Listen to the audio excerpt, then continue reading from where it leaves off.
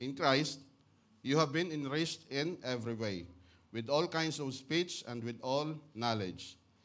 God thus confirming our testimony about Christ among you. So isa sa pinakamalaking foundation ng doctrine, spiritual doctrine, is, ng ating spiritual life is in Christ. Before we can talk about sanctification, before we can talk about enriched in every way, we need to understand what does it mean to be in Christ. So what does it mean to be in Christ? Ako na ang magwan. John 14:8-10. Philip said, Lord, show us the Father, and that will be enough for us. Jesus answered, verse 9, don't you know me, Philip, even after I have been among you such a long time? Anyone who has seen me has seen the Father. How can you say, show us the Father? Verse 10, don't you believe that I am in the Father, and the Father is in me? So si Jesus is in the Father, and the Father is in Jesus. So everybody says, Jesus is in the Father, and the Father is in Jesus. John 17:20-21. My prayer is not for them alone. I pray also for those who will believe in me through their message, that all of them may be in one. Father, just you are in me, and I am in you. So dito makikita natin na Jesus is in the Father, and the Father is in Jesus. So dito, minodel ni Jesus, ni-reveal niya sa atin ang in Christ relationship. So, sa kapanahon na natin, sinasabi niya rin na ganito dapat kayo mamuhay. I am in you and you are in me. Every Christian should understand that God lives in us, in them. Okay, kailangan maintindihan natin na ang Panginoon ay namumuhay sa atin. So, halimbawa, merong bata galing sa children's church. Tinanong mo siya, saan si Jesus? Where's Jesus? So, ang isasagot lang ng bata is, nandito sa kwan, nasa puso ko. Which is correct, nasa puso natin ng kwan, na ang Panginoon. But, we need to understand only that not only God live in us, we also live in God. Ano yan? Parang, we live in God, God also live in us. Okay? So, we live in Christ. So today, as we go through the book of the 1 Corinthians, makikita natin dito, pag binasa niyo yung 1 Corinthians, marami siyang in Christ na tinuro. Aside from Romans, dito sa Corinthians, 1 Corinthians, and 2 Corinthians, marami siyang mga tinuro na in Christ doctrine. Who are we in Christ and what we have in Christ? So, bakit? Ang church in Corinth is the most spiritually immature and most carnal, sinful church in the New Testament. Maraming mga churches na na-establish si Apostle Paul. Pero ang church in Corinth, ito yung isa sa pinaka-immature na churches na na-establish niya. So, ang response ni Apostle Paul sa immature and baby church is ituro sa kanila kung ano sila in Christ. Rather than kung ano-ano pang mga style o technique, kailangan, sabi ni Apostle Paul, kailangan ituro ko sa inyo, who are you in Christ? Maging ngayon, the answer to carnality and the answer to spiritual immaturity in many Christians today is to teach them who they are and what they are in Christ. Teaching them how to live like and who they truly are in Christ. Kailangan talaga natin maintindihan kung sino ba tayo in Christ. Kasi we live in Christ, di ba? Christ live in us. We also live in Christ. Ano yan two-way yan Hindi isang way lang. So, Kuya Vince, basahin muna natin yung mga in Christ na verses sa 1 and 2 Corinthians. 1 Corinthians 1 verse 2. To the church of God in Corinth, to those sanctified in Christ Jesus. 1 Corinthians 1 to 4. I always thank my God for you because of His grace given you in Christ Jesus. So saan galing ang grace? In Christ Jesus. For in Him, in Christ, you have been enriched in every way. 1 Corinthians 1:30. It is because of Him that you are in Christ Jesus. It is because of God the Father that you are in Christ Jesus. 1 Corinthians 4:10. We are fools for Christ, but we are so wise in Christ. 1 Corinthians 4:15. For in Christ I become your father through the gospel. 1 Corinthians 4:17.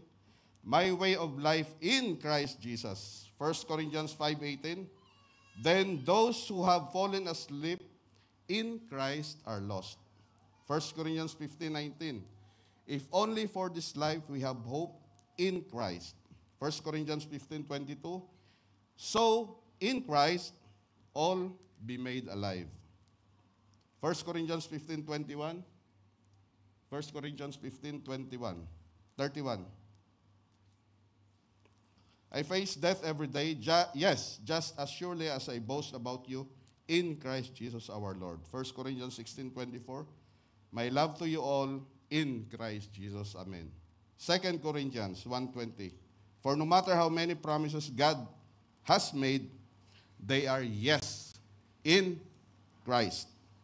The promises, they are yes in Christ. Kahit gaano pa kadaming promises ng Panginoon, they are always yes in Christ. In Christ. 2 Corinthians 1:21. Now it is God who make both us and you stand firm in Christ. 2 Corinthians 2:14. Who always leads us captives in Christ, triumphal procession. 2 Corinthians 2:17. On the contrary, in Christ, we speak before God with sincerity. 2 Corinthians 3:14. But in their minds we made dull for this day. The same veil remains with the old covenant is red. It has not been removed because only in Christ it is taken away. 2 Corinthians 5:17. Therefore, if anyone is in Christ, the new creation has come, the old has gone, the new is here. 2 Corinthians 5:19. That God was reconciling to the world Himself in Christ. 2 Corinthians 5:21. God made Him who had no sin to be sin for us, so that in Him, in Christ, we might become the righteousness of God. 2 Corinthians 12:2, I know a man in Christ. 2 Corinthians 12:19, we have been speaking in the sight of God as those in Christ. 2 Corinthians 13:4, likewise we are weak in Him, yet by God's power we will live in Him in our dealing with you. Likewise we are weak in Him, yet by God's power we live with Him in dealing with you. So dito sa 1 and 2 Corinthians, makikita natin yung napakagandang theology in Christ Jesus. And the experience we have in Christ Jesus. Now, gusto kong i-illustrate kung ano bang ibig sabihin ng in Christ. Nakikita nyo yan, teddy bear. Sinadya ko talaga yan na malayo para hindi tayo antukin. Ito, teddy bear. Teddy bear.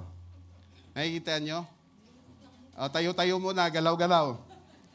Ito, teddy bear. May teddy bear. Pag tinignan nyo yung teddy bear na yan, anong nakikita nyo? Yung plastic, di ba? Pero yung teddy bear mismo, hindi nyo napapansin, madumi yan. Yung isang mata niyan, baliko. Yung isang kamay, mas mahaba sa isa. Yung paa, mas malaki sa isang paa. Pero, hindi natin napapansin. Bakit? Kasi, nakikita natin yung teddy bear sa beauty ng supot at yung mga nakapalibot sa kanya. Hindi natin napapansin yung imperfection ng teddy bear kasi mas napapansin natin yung nasa labas ng teddy bear. Nakuha nyo? Apply. Apply natin. Hindi natin napapansin yung teddy bear, imperfection ng teddy bear, kasi ang napapansin natin yung bulaklak, yung dahon, yung supot na nakapalibot sa kanya, may mga white yan.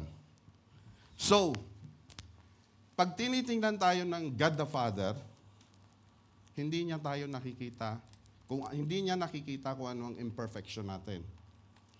God the Father sees us through the beauty of Christ. Kasi nga, we are in Christ. Tayo ay in Christ. So, nakikita tayo ng God the Father through the perfection of Christ. This is one of the reasons that we can boldly come into the throne. Amen? So, this is also why that our spiritual life is a reality, because as the Father look at us, ang nakikita niya is yung beauty of Christ. Pag nakikita tayo ng devil, ng demonyo, anong nakikita niya sa atin? The one who defeated him. Yung tumalo sa kanya. Yan ang pagkakakita sa atin ng demonyo. Pag tinitingnan tayo ng devil, naaalala niya, nakikita niya sa atin kung sino yung nag-disarm sa kanya on the cross. So we have to understand our spiritual position in Christ. Amen? So sino po ang mga born again dito? Born again, not church goers. Born again. Taas po tayo lahat. Walang born again dito? Amen. So you are in Christ. You are not in church. You are not in religion. You are not in doctrine. You are in Christ. So, 2 thoughts today. Number 1, how did we enter into this spiritual position in Christ? Number 2, what are the new relationships we experience in Christ? Spiritual position. Acts 17:28. For in Him we live and move and have our being. For in Him we live, namubuhay tayo, and move and have our being. In Him we live, we have our being. So, ibig sabihin, hindi po tayo basta-basta nag-pop up lang sa in Christ doctrine, ay in Christ relationship. Ang Panginoong Hesus ay hindi parang building, na pag gusto mong pumasok, in Christ ka. Pag gusto mong lumabas, out Christ ka. Hindi ganon ang in Christ relationship. Kung kumakain tayo ng breakfast, we are in Christ. Naliligo tayo, we are in Christ. Kung nasa kotse tayo, we are in Christ. Everywhere, everything we do, we are in Christ. Nung naging born again tayo, we are put in Christ. Amen? So literally, in Him, in Christ, we move in Christ. In Him, we have our being. So whatever you are, you're in Christ. Kahit ano pa ang ginagawa mo, you're in Christ. So how did we get in Christ? Ephesians 1:13. And you also were included in Christ when you heard the message of truth, the gospel of your salvation. When you believe, you are marked in Him with the seal, the promised Holy Spirit. So, ganun lang kasimple. How did we get in Christ? Number 1, we heard the gospel. Number 2, we believe in the gospel. And then what happened? What happened after dito? We heard the gospel, we believe the gospel. Anong nangyari? 1 Corinthians 1:30. It is because... Bakit wala? Nawawala ang momentum. Hindi pa dyan. Balik pa. Balik. Okay.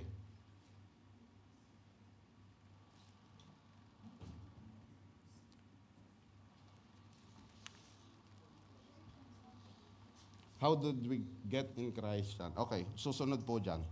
Thank you po.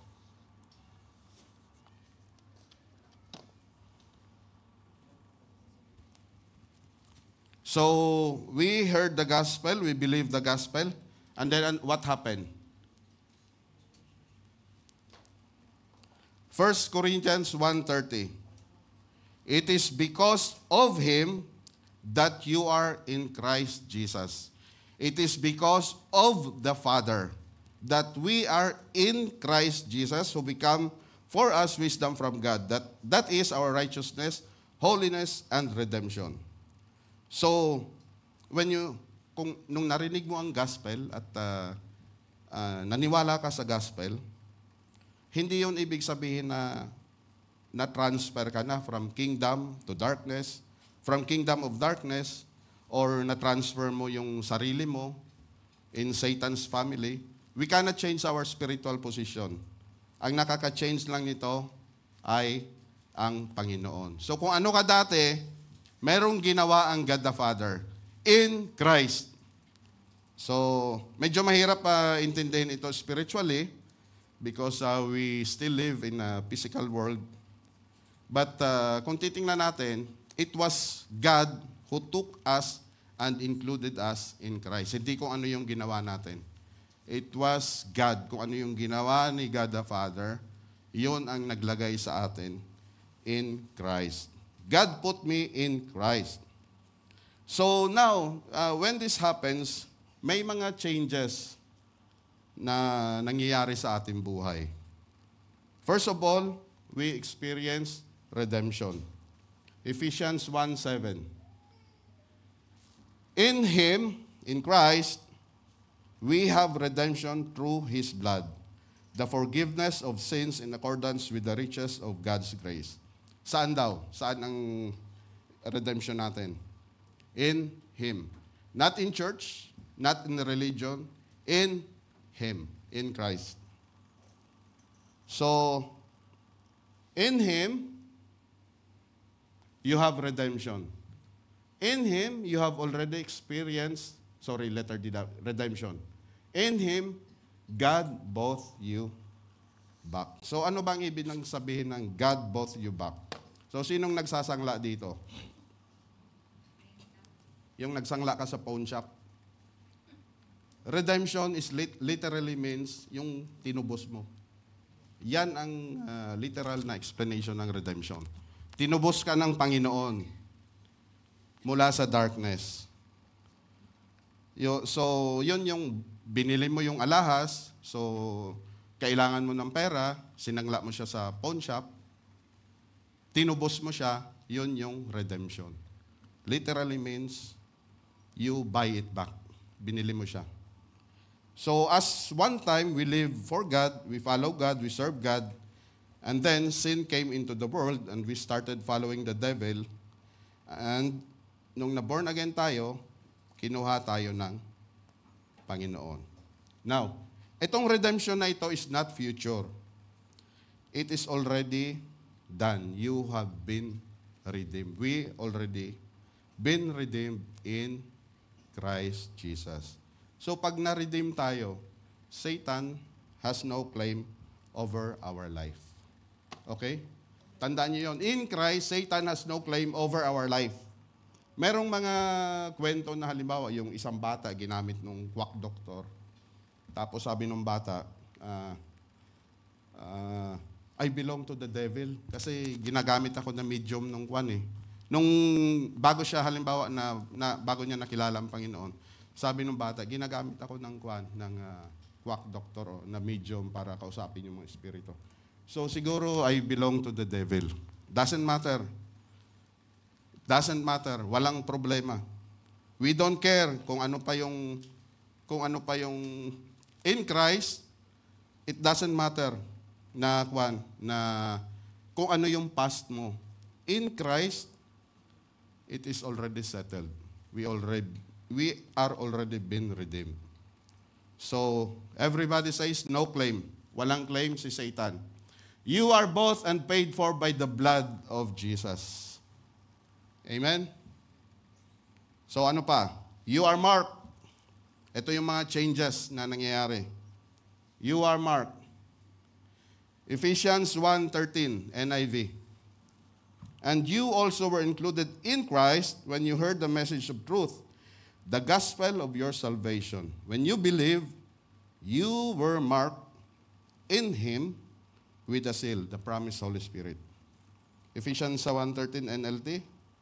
He identified you as His own by giving you the Holy Spirit. Nasa atin ang Holy Spirit. So in Christ, something has happened to you.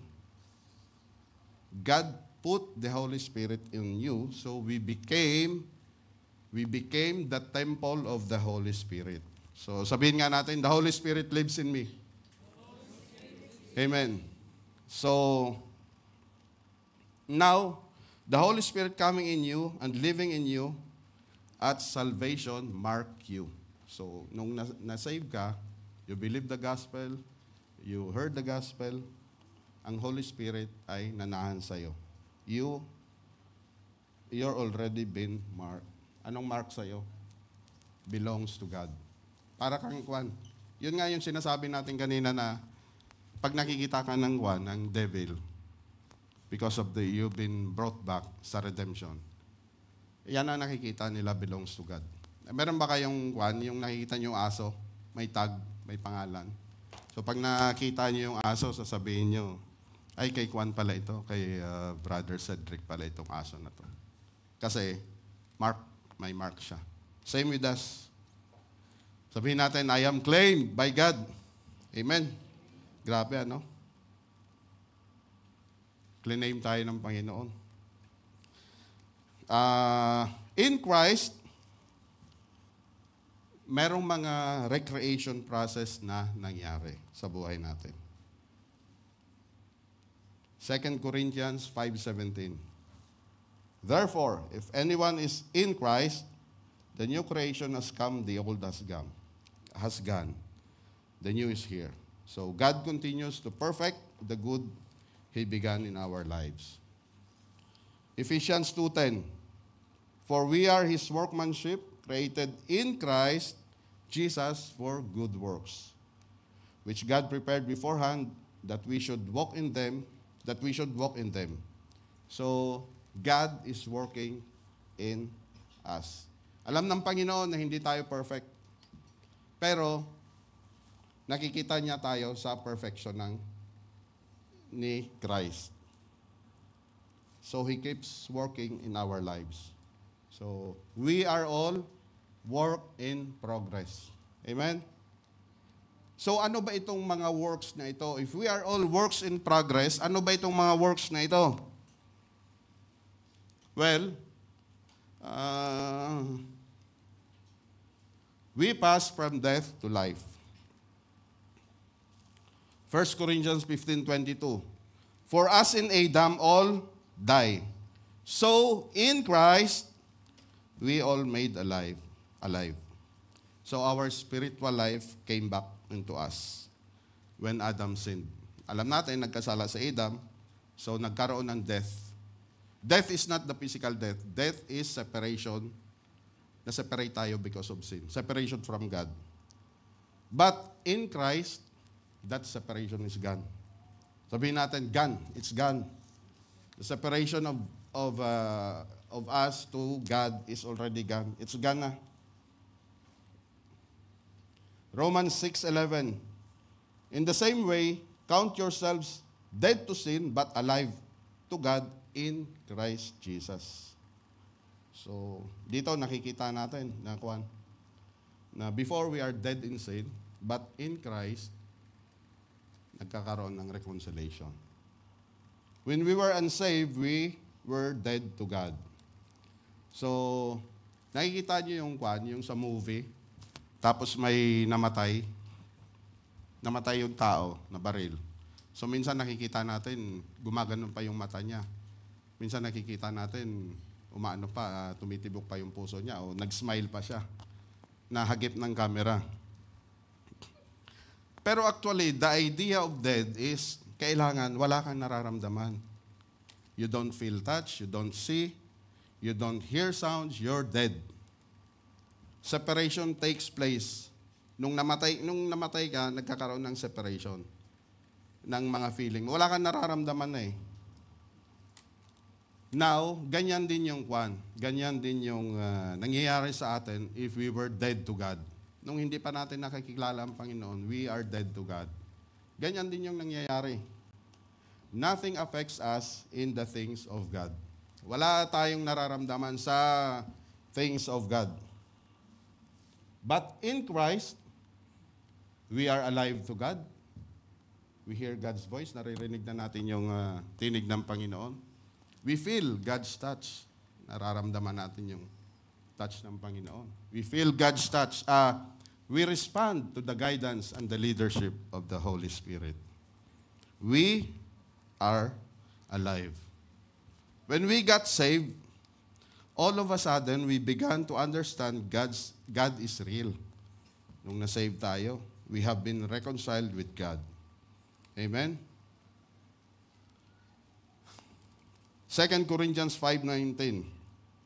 That is, in Christ, God was reconciling the world to Himself, not counting their trespass against them, and entrusting to us the message of the reconciliation. So, ang isang purpose ng salvation is for God to dwell in us. Kaya nga, kung makikita niyo yung tracks ng ating evangelism team, ang naghihiwalay sa God at man is sin. So, ang purpose ng salvation, because God does not dwell in a sinful environment. Pag tinanggal mo yung sin, pag nakita niyo yung tracks natin sa evangelism, pag nawala yung sin, naging man and God magkadikit na.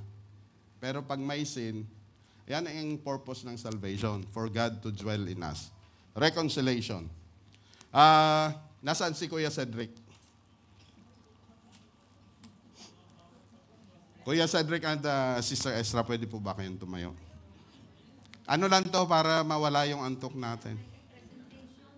Pwede ba kayong mag-away? Hiwalayan di color.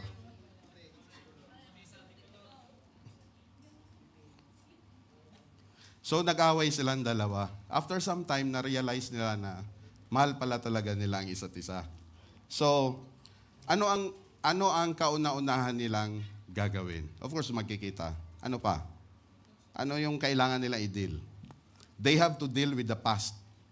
Kung ano man yung nasabi nung lalaki o nasabi nung babae, kailangan i-deal nila yon. Kailangan i-deal nila yung mga bagay-bagay na nakasakit sa bawat isa. They cannot just pretend that past is gone.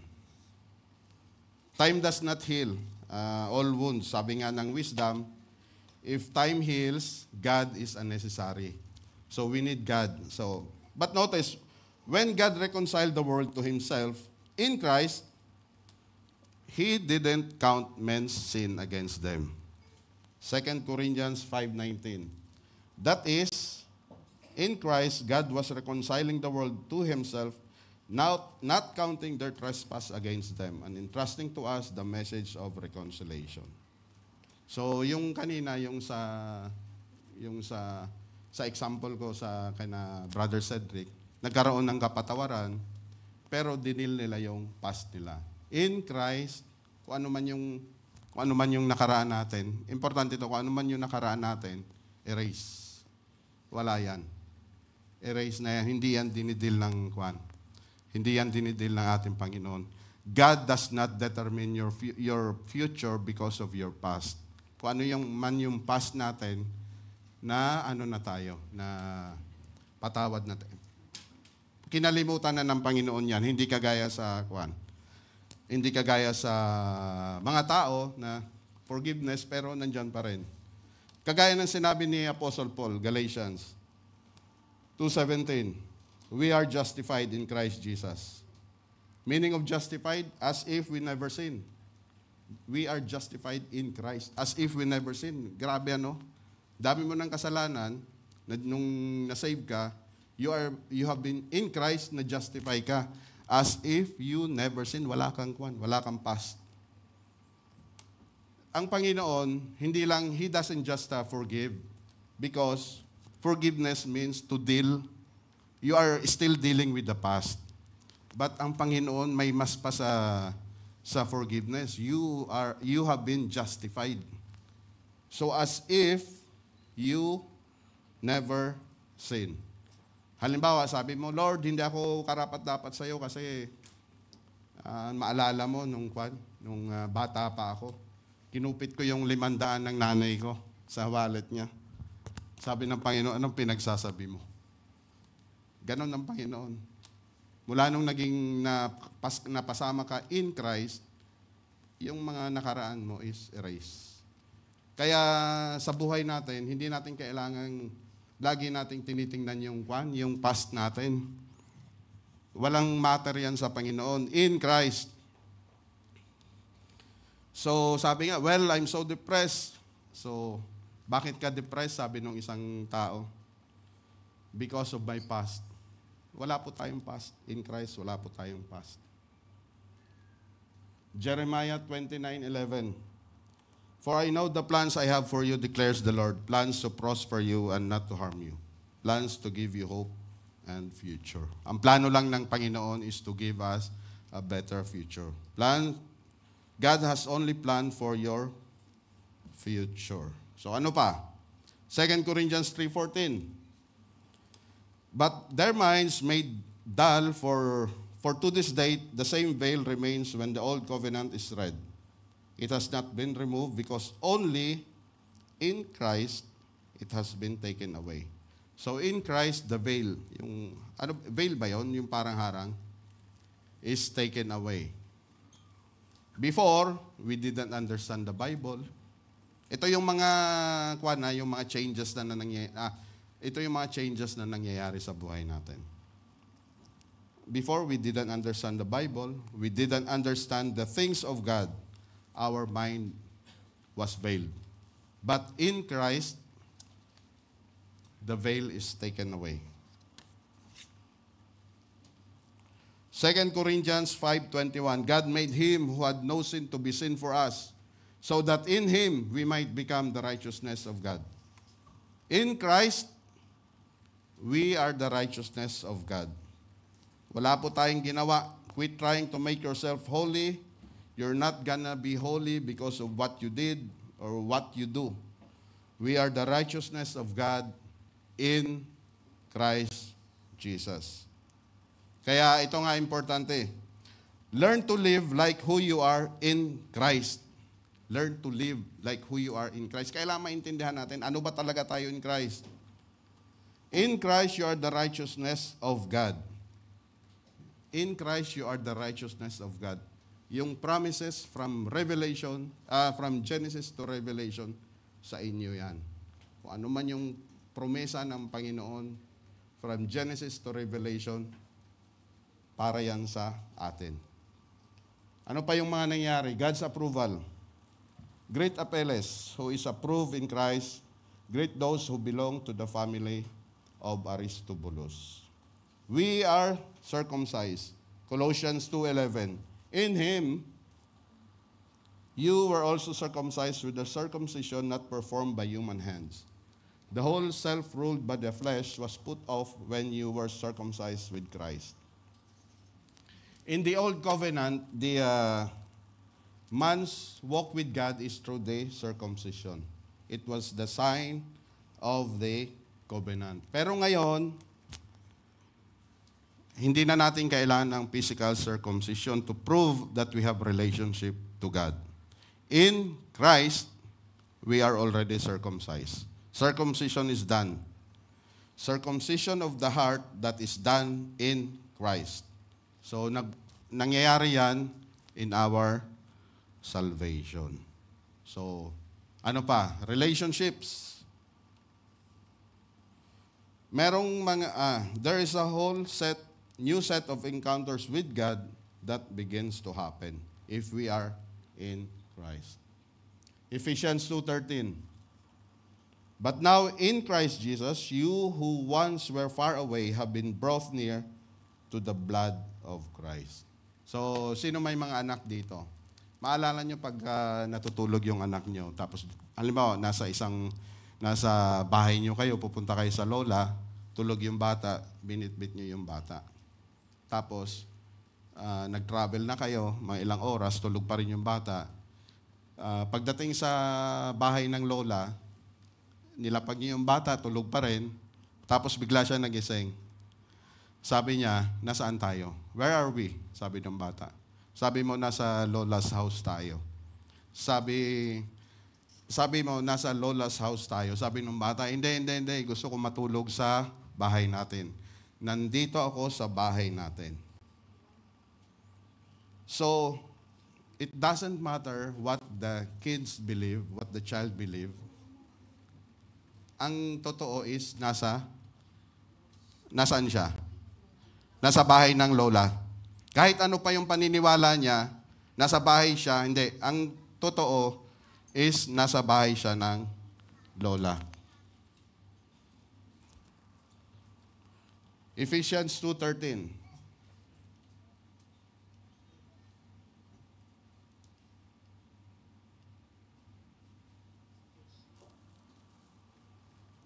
But now in Christ Jesus, you who once were far away have been brought near by the blood of Christ. Yun yung example ko kanina. Now, i-apply natin. It doesn't matter what the child believe, doesn't matter what the child feel, God has done something. Dinala tayo ng Panginoon through His blood. But now, in Christ Jesus, you who once were far away have been brought near by the blood of Christ. In Christ, tayo na mismo ang nilapit sa Panginoon. Minsan may nagtatanong nga, di ba? Bro, nararamdaman ko na parang napakalayo sa akin ng Panginoon. Well, it doesn't matter. Anong sabi dito? You have been brought near to God. Bro, hindi po ako close sa Panginoon. Hindi yan totoo. Sabi nga, dinala ka malapit sa Panginoon Well, I don't have faith for that. Doesn't matter you have faith or what. God has brought you near. Kahit ano pang paniniwala natin, God has brought you near. Amen? So, balikan natin yung logic. Anong sabi ng Panginoon? Christ said that He is in the Father. Correct? Tama ba? And the Father isn't Him. Is that correct? He isn't the Father, and the Father isn't Him. Pero nandun siya sa Father. And you are in Christ. So if you are in Christ, you are in the Father. Yun yung God has dinala ka ng Panginoon. Because you are in the Father also. Father is in Christ. Christ is in the Father. We are in Christ. So, merong kasing mga truth na na kagaya nung sinabi ko kanina, may isang tao na malayo ka sa Panginoon. We don't care. Ang ginawa ng Panginoon, inilapit ka. Meron kasing mga truth na hindi nagre-require ng faith. It's just a fact. It's just the truth. Halimbawa, nag-pray ka, Panginoon, I ask Father God na sana sumikat yung araw. Ngayong umaga na to at siya ay sunset sa hapon. O may faith ka o wala, yung araw ay sisikat at lulubog. May faith ka man o wala. Merong mga truth na hindi natin kailangan ng faith. Gaya nito, kahit ano pang paniniwala mo, because of what God did, nilapit ka na sa Panginoon. Ito yung mga nangyayari in Christ. So God wants you close. God loves you. God wants to spend time with you. Amen? Ang reason why God created man is for fellowship. So we are not ashamed in His presence. Romans 8:1. Time na ba? Therefore, there is now no condemnation for those who are in Christ Jesus. So when we stand before Him, we're not ashamed of our past. He doesn't bring up our past. We're not feeling condemned. In His presence, there is just love. Oh. More about relationships. Romans 6:3. For the wage of sin is death, but the gift of God is eternal life in Christ Jesus our Lord. So where do we receive eternal life, and what is eternal life? First of all, eternal life is a gift from God. Nothing that you earn it, it's a gift. Ang eternal life, nare-receive natin. We receive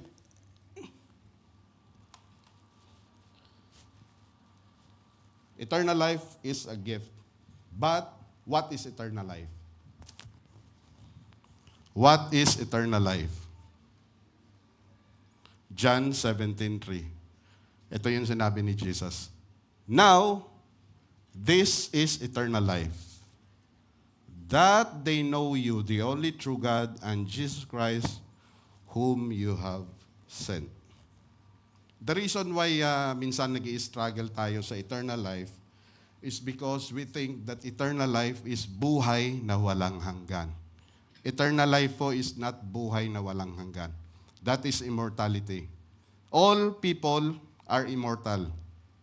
We may live forever, pero ang isa nasa heaven, and the other group is in hell.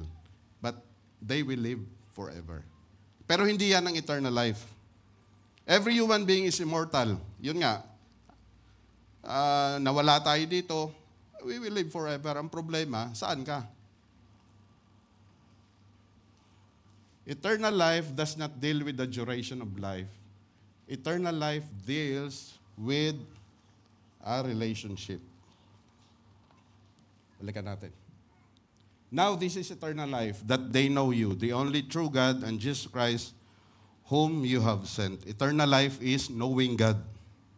Knowing God. This is the eternal life. Ang Greek word for know here is to know by experience.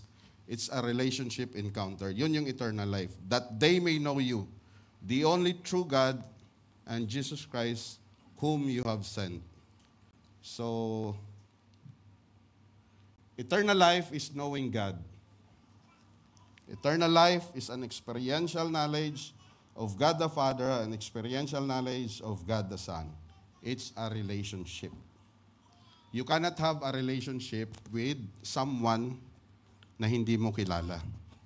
Maalala niyo yung sinong medyo bata-bata pa tayo, torpe tayo manligaw.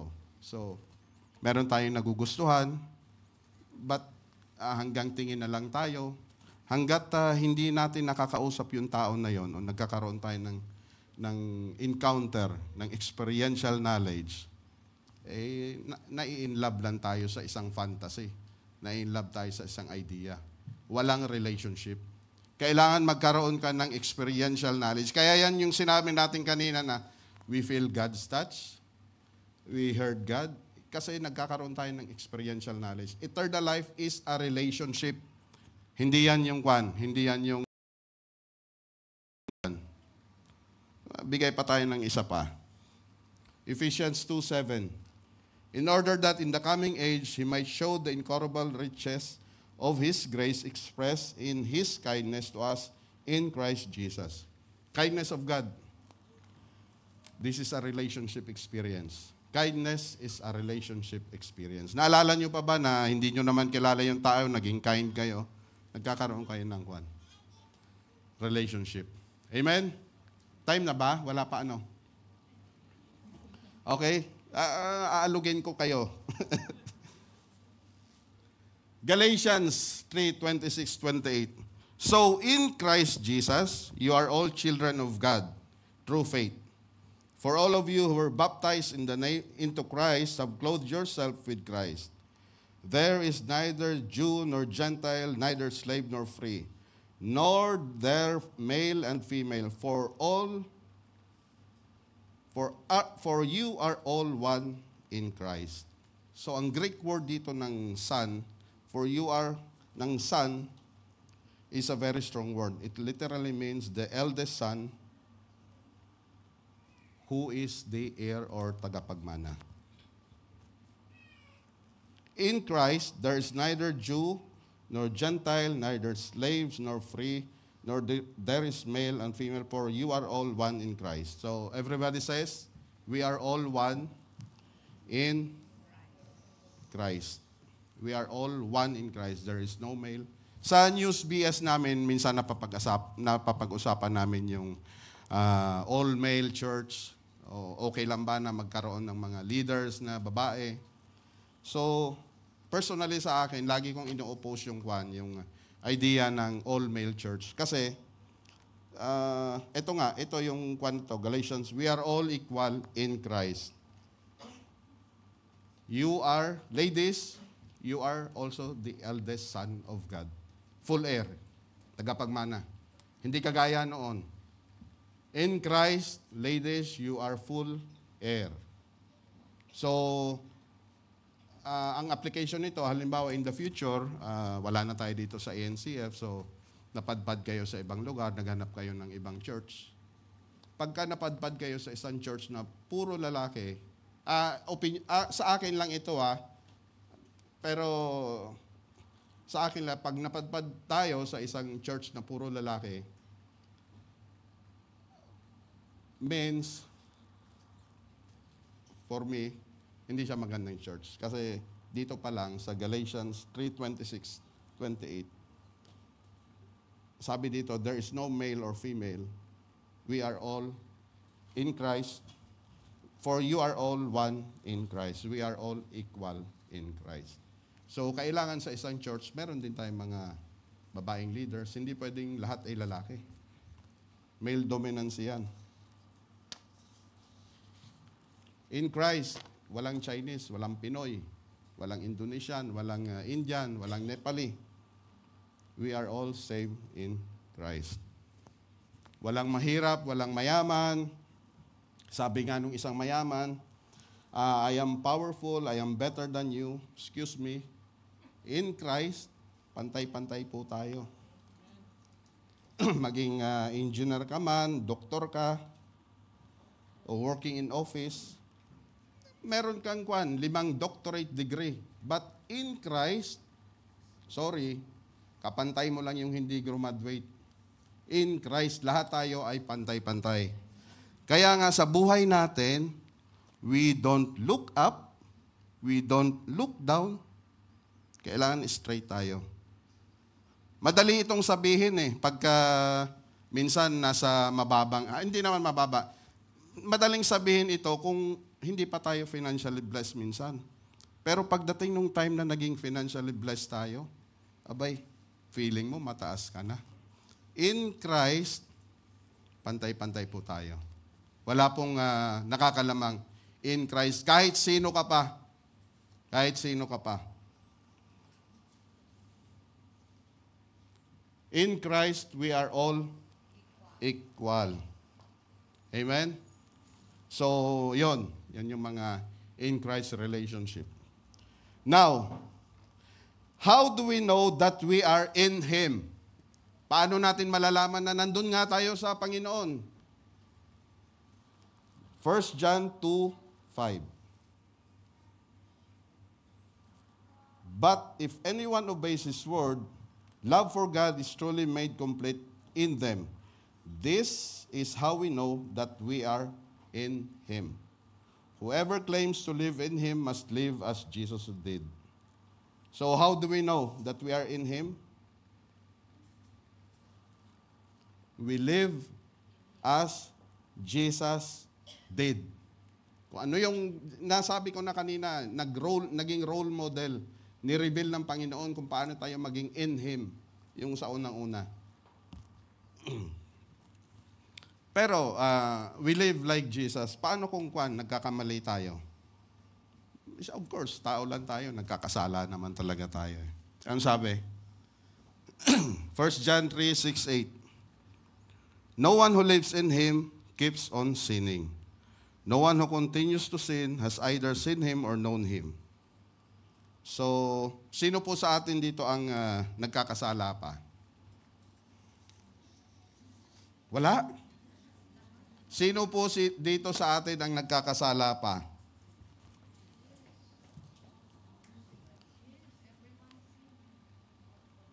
1 John 1 to 8. If we claim to be without sin, we deceive ourselves and the truth is not in us. Dapat lahat tayo tumaas. Nagkakasala pa rin tayo. Walang taong hindi nagkakasala. Walang taong hindi nagkakasala. Pero, merong kaibahan yung nagme-mess up, nagkakasala, at namumuhay sa kasalanan. We might fall down sa muddy puddle, sabi no. Pag dumadaan kami doon sa lubak, laging sinasabi ng anak ko, muddy puddles, kasi sa Peppa Pig. We might fall down sa mud na yun, but we don't live in there. We don't continue. Halimbawa, sino yung nagtrabaho sa call center dito? Panggabi, sabi nung team leader nyo, bukas meron tayong team building. So, excited ka, first time mo sa call center, team building. Ay nalaman mo inuman pala. Ay Kristiyano ka. Tapos sabi nung team leader nyo, kung gusto mo maging part ng team na ito, sumama ka sa team building. So, nag-bar kayo, nag-inom. So, after the team building, umuwi ka. So, Kristiyano ka. So, anong na-feel mo? Nag-messed up ka. Anong na-feel natin? Anong na-feel natin? Awful. Parang, See, before we were born again, we could enjoy sin.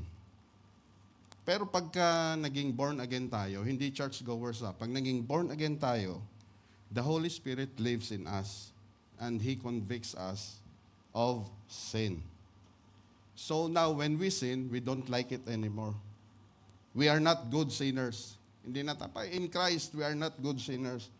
We are not good at it. So sabi nga, in Christ, we've been marked with the Holy Spirit. The Holy Spirit lives in us. Pag nagkakasala tayo, immediately, kinukonvict tayo ng Holy Spirit. And God began to perfect the works He began to live in our lives. Amen? Now, this is how we know that we are in Christ. Yun yung parang nararamdaman mo talaga yung Panginoon. Pag nagkasala ka, hindi tayo kagaya ng baboy na nung pumunta sa putikan, lalong nag-enjoy. We don't sit in that muddy puddles and enjoy the sin. Amen? We don't continue. We don't continue to sin. We go and sin no more.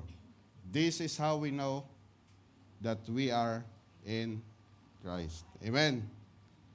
Maraming salamat po. Father God, salamat po sa umagang ito. Father, salamat, Father God, for teaching us. And we ask, Father God, that we ask you, Father, that you will always teach us your ways, Father God.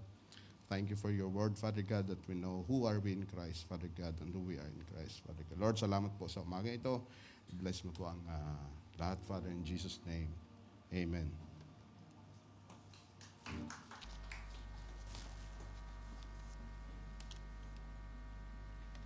Amen.